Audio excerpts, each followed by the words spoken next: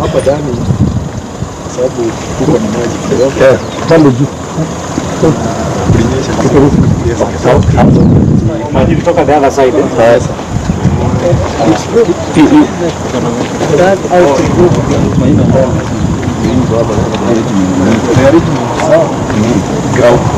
currently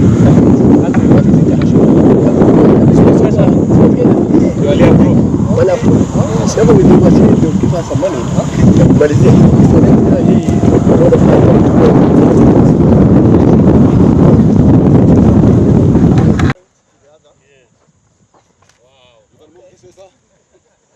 oh, okay.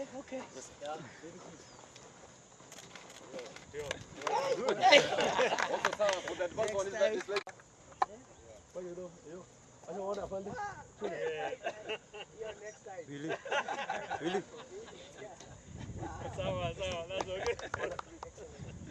That's okay. And I'm sure that as you go to climb up there. Okay. This will give you time to relax and also give time to allow other officers to climb that ladder. Okay. So you are supposed to go from one lock to the other.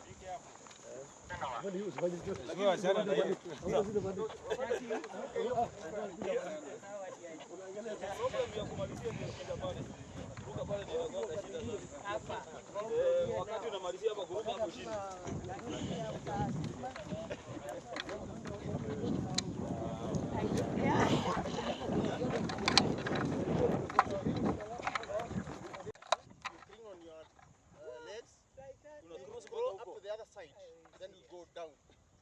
How? You go up to there? Yes.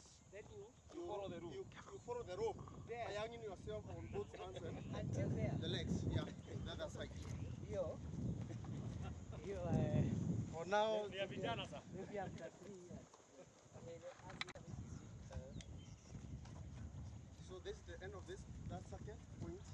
When you go down, then you're supposed to hook over there up to the other side. This concrete kuruka.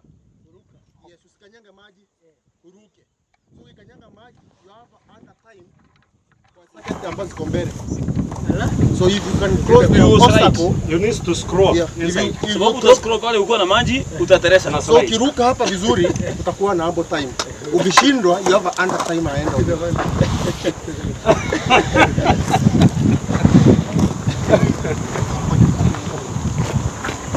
In this point now, everybody, whoever is in this circuit should go in this drum up to the other point. It's a point, it's supposed to train you on obstacle crossing. Whenever if it is water, if there is laser or any other obstacle, you can cross. That's the importance of that. Yes, it's like you go yourself. You go over the obstacle. Yes. That's all. So you come. Mwalimu hapa. Acha ule afanye. Acha ule afanye. So it should go. Okay. Yes. Down. So like this, then. Yes. Whichever way, you must hold yourself. Yes. You are supposed to hold using your stomach.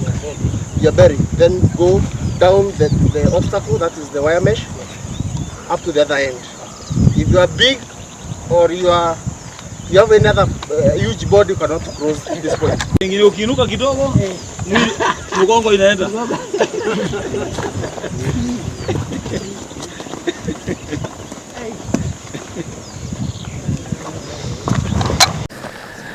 First and foremost, I want to take this opportunity to thank the leadership of the Administrative Police Service and the National Police Service generally. As you can see, I'm here with the Deputy Inspector General of the Administration Police Service and the leadership of this facility. We have come here this afternoon to inspect the progress that is going on here As you are aware, we have the border police unit as well as the border police training a campus in this compound, and this is a government facility that is helping in the training of specialized troops among our police, administration police generally, to deal with emerging and complicated crimes, especially crimes related to terrorism and crimes also related to organized transnational crimes. I am impressed by what I have seen here. The work is still ongoing, but so far the facilities that are required for the training of our officers are good. And we want to appreciate the partnership of especially the American government, who are helping us in equipment, but also in putting up a regional counterterrorism center, a training center, which will take care of the training of not only the Kenyan security forces, but also security officers from other parts of this region. And this just goes to demonstrate the leadership of Kenya in offering solutions to peace and security in the region. We have a number of projects that require urgent completion, including the airstrip. And having seen what is happening here and having seen what this facility is doing, I have committed to complete the airstrip in the shortest time possible, and therefore the Ministry of Interior will be allocating 200 million shillings to help in the completion of that airstrip.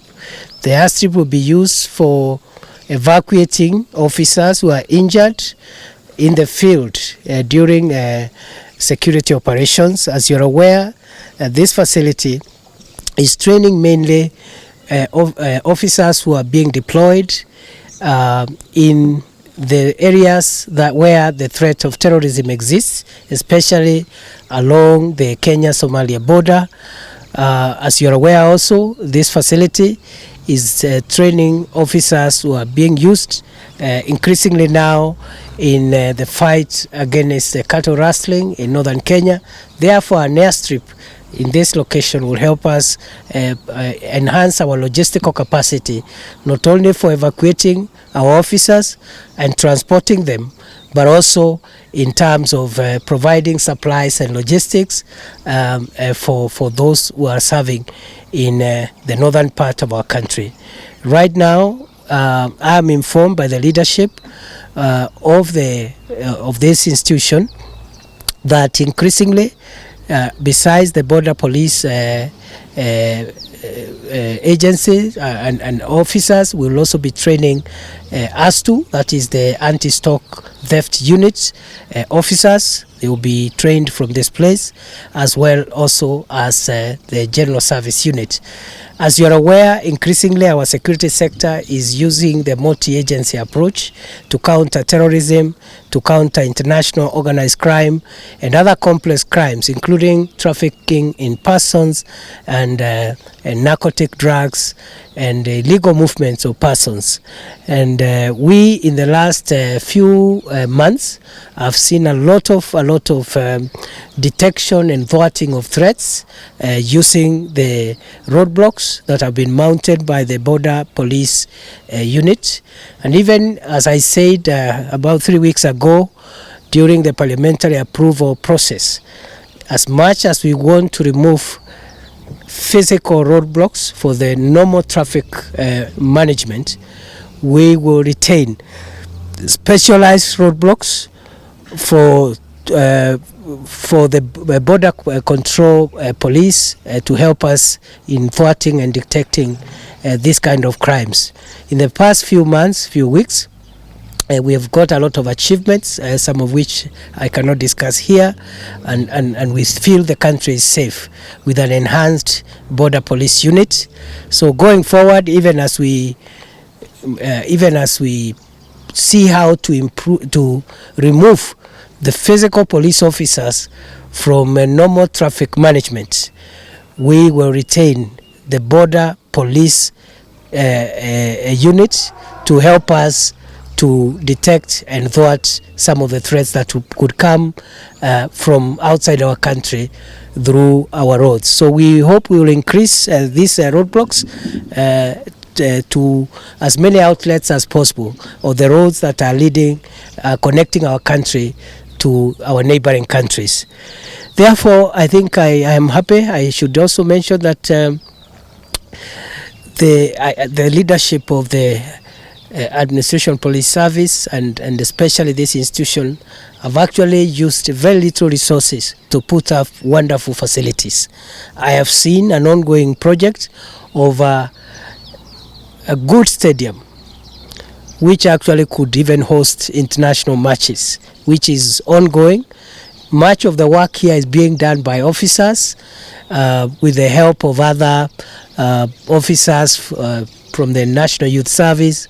The equipment they are using here is equipment within government, from government, and therefore there is very little money which has been used here. The little money that has been used, I think, has achieved a lot. In fact, this is the best description of value for money, if you ask me. And I think other agencies should learn on how this institution has managed to achieve quite a bit of facilities with very little resources. I appreciate the partnership of the American government, as I have said, especially with the Regional Counterterrorism Center, which is ongoing. I am informed that in another 9 or 10 months, that center will be fully operational. Finally, this institution has put in place a state-of-the-art border police hospital. I have seen it. The facilities are state-of-the-art by every word of it, and very soon we are looking for a date when His Excellency the President can come and open that hospital. Perhaps therefore in a few weeks' time we should be here so that we open that hospital, even as we look at supporting this institution in the other facilities they are doing. Thank you very much. And yeah, the last, I think there have been security concerns around muggings in Nairobi, and that is now under control. We have moved in very fast. We have deployed a huge number of police officers, uniformed, non-uniformed, and that matter now is under control. There is no, we've not been having the kind of reports that we are having. We don't expect that challenge to recur again, and that is all I can say for now. So speaking of the security challenges, you must be aware of the Pakistani journalist who was killed in Kenya. Where has the investigation reached in that case? The investigations is ongoing on the Pakistani journalist who was unfortunately killed in our country. The security and interior ministry officials from Pakistan have visited this country, and they are working with their Kenyan counterparts in those investigations. I think so far, I think progress has been made, but I think at an appropriate point, the DCI will be making an announcement on where that investigation has reached. But what I can assure the country is that Kenya has cooperated with Pakistan to ensure that justice is done in that particular unfortunate incident. Can you give us some specific time frame around what time this investigation would be concluded? I can't, for the following reason. Our police is independent. The minister does not give police operational guidelines. I deal with policy issues.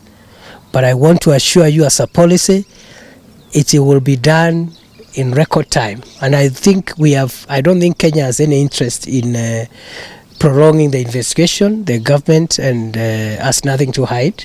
In fact, we are as aggrieved as the Pakistani government itself, because we believe that any person who is lawfully in our country requires our protection, and it requires us to secure him. So I cannot give you time frames, and I would be perhaps asking the DCI to update the public on where we are on that one. But I know they are working with their Pakistani counterparts and some progress has been made. But as to what that progress is, only the DCI can provide that information. Thank you. Bro, nataka kuexpand biashara yangu lakini manze hizi app zote za loan manze zinanikata. Pole ndugu yangu, lakini nikuulize, umewahi tumia hii app ya POS inaitwa Vib? Vib? Vib. Sasa Vib ni app yenye inakusaidia kumanage busy yako. Unaona sasa? Sasa ukiona hii app, ukipiga transactions zako zote through Vib, unaweza pata kitu inaitwa credit score. Unaona? So kwa hii credit score, depending on how you score, unaweza borrow loan from Vib. Unaona? So in the next like 3 months ukitumia Vib tu vizuri sahi, unaweza borrow a handsome amount. Alafu uweke kwa busy yako na uexpand busy yako. Acha hata ni download tu sahi. Download sahi. Shukran manze.